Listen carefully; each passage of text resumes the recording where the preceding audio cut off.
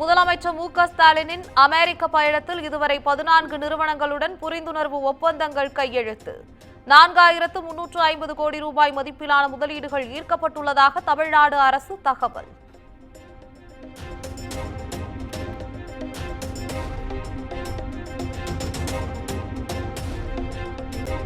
திருச்சியில் ஜபல் எலக்ட்ரானிக்ஸ் தொழிற்சாலை அமைக்க 2000 கோடி ரூபாயில் ஒப்பந்தம். அமெரிக்காவில் முதலமைச்சர் மு.க. ஸ்டாலின் முன்னிலையில் கையெழுத்தான நிலையில் 5000 பேருக்கு வேலைவாய்ப்பு கிடைக்கும் என்று எதிர்பார்ப்பு.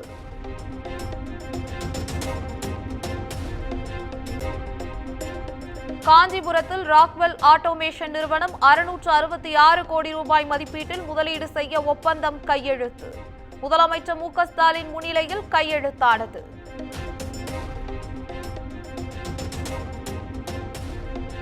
தமிழ்நாட்டின் தொழில் வளர்ச்சிக்கு முக்கிய முதலீடுகள் ஈர்க்கப்பட்டுள்ளது. பல்லாயிரம் பேருக்கு வேலைவாய்ப்பு கிடைக்கும் எனவும் முதலமைச்சர் மு.க. ஸ்டாலின் எக்ஸ் வலைதளத்தில் பதிவு.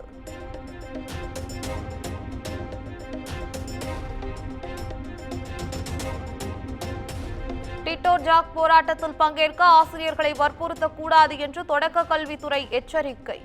அனைத்து பள்ளிகளிலும் கற்றல் கற்பித்தல் நிகழ்வுகள் வழக்கம் போல நடைபெற வேண்டும் என்றும் அறிவுறுத்தல்.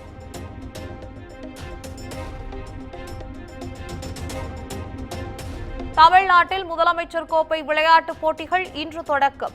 பள்ளி மாணவர்களுக்கு கூடைப்பந்து, கபடி உள்ளிட்ட போட்டிகள் நடைபெறுகிறது.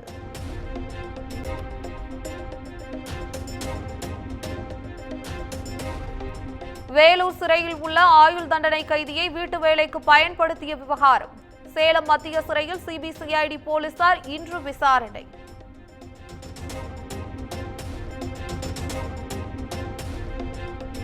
பொங்கல் பண்டிகைக்கான ரயில் டிக்கெட் முன்பதிவு வருகிற 12ஆம் தேதி தொடங்குகிறது.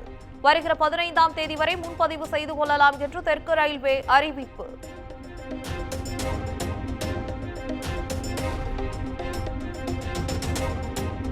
புற்றுநோய் மருந்துகளுக்கான ஜிஎஸ்டி 12% இருந்து 5% குறைப்பு. நொறுக்கு தீனிகள் மீதான ஜிஎஸ்டி 18% இருந்து 12% குறைக்கப்பட்டது.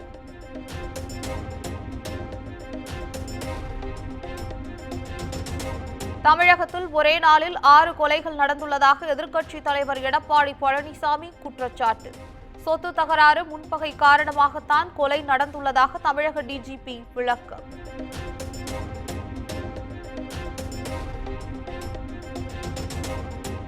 சென்னை அசோக் நகர் பெண்கள் மேல்நிலைப் பள்ளியில் உரையாற்ற ஆன்மீக பேச்சாளர் மகாவிஷ்ணுவை அழைத்த விவகாரம்.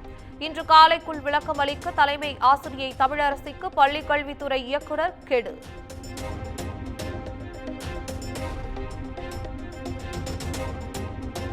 திமுக, திக போன்ற கட்சிகள் எவ்வளவு முயற்சித்தாலும் தமிழகத்தில் ஆன்மீகத்தை தடுக்க இயலாது.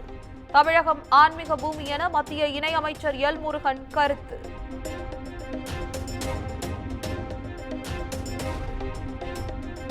கிண்டி ரேஸ்கோர்ஸுக்கான குத்தகையை ரத்து செய்து தமிழக அரசு அரசாணை வெளியீடு.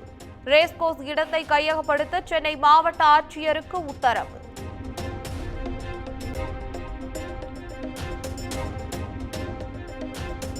பொறியியல் துணை கலந்தாய்வில் அருந்ததியர் பிரிவில் உள்ள காலி இடங்களை நிரப்புவதற்கு இன்று மாணவர் சேர்க்கை. ஏற்கனவே ஒதுக்கீடு ஆணை பெற்று கல்லூரிகளில் சேர்ந்த அட்டவணை பிரிவு மாணவர்களும் பங்கேற்கலாம் என்று அறிவிப்பு.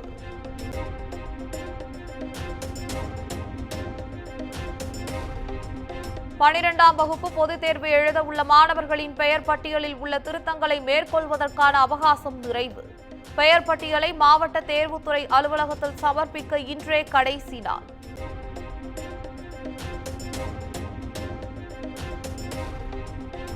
பொது ஏலத்திற்கு விடப்படும் சென்னை காவல்துறை வாகனங்களின் உதிரி பாகங்கள். எழும்பூர் சிபிசிஐடி வளாகத்தில் இன்று மாலை ஏலம் நடைபெறும் என்றும் அறிவிப்பு.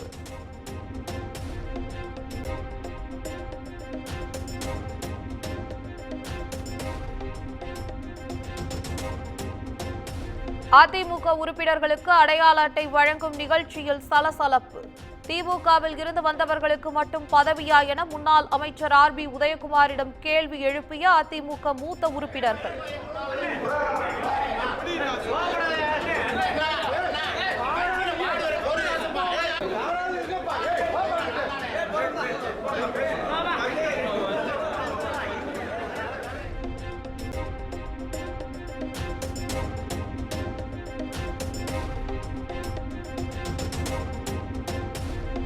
ராணிப்பேட்டை மாவட்டம் ஆற்காடு அருகே சக மாணவர்கள் துன்புறுத்துவதாக மாணவி குற்றச்சாட்டு. ஆசிரியர்கள் நடவடிக்கை எடுக்காததால் அரளி விதை சாப்பிட்டு மாணவி தற்கொலைக்கு முயன்றதால் பரபரப்பு.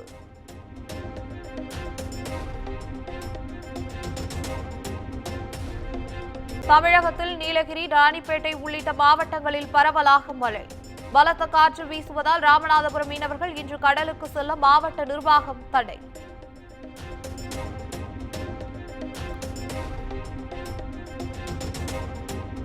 பாசன தேவைக்காக மேட்டூர் அணையில் இருந்து நீர் திறப்பு அதிகரிப்பு.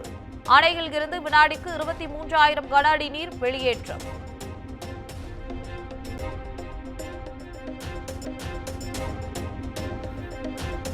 உத்தரப்பிரதேச மாநிலம் பஹ்ரைச் பகுதியில் மக்களை அச்சுறுத்தும் ஓநாய்கள்.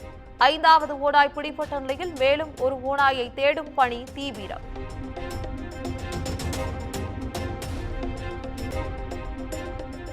டெல்லியில் ஜனவரி மாதம் 1ஆம் தேதி வரை பட்டாசுகள் விற்க தடை. காற்று மாசுவை தடுக்கும் வகையில் மாநில அரசு அறிவிப்பு.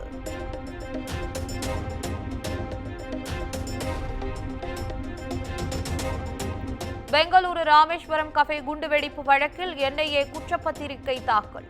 சதி திட்டம் வெளிநாட்டில் இருந்து தீட்டப்பட்டதாக அறிக்கையில் தகவல். பாஜக அலுவலகம் மீது தாக்குதல் நடத்த திட்டமிட்டிருந்ததாக அதிர்ச்சி தகவல் தெரிவிப்பு.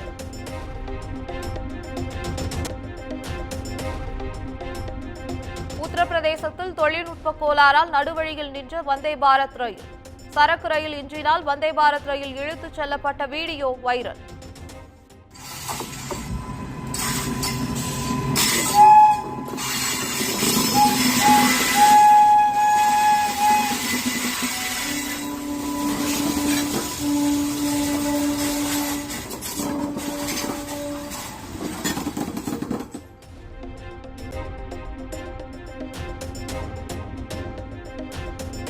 இந்தியாவில் இருந்து இஸ்ரேலுக்கு ஆயுதங்கள் ஏற்றுமதி செய்ய தடை கோரிய மனு தள்ளுபடி.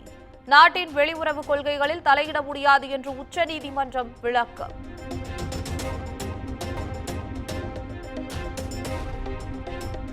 அமெரிக்க அதிபர் வேட்பாளர்கள் டொனால்ட் ட்ரம்ப், கமலா ஹாரிஸ் இன்று நேருக்கு நேர் விவாதம். முதல் விவாதத்தில் பைடன் சொதப்பிய நிலையில் இன்று கமலா ஹாரிஸ் அதிரடி காட்டுவார் என்று எதிர்பார்ப்பு.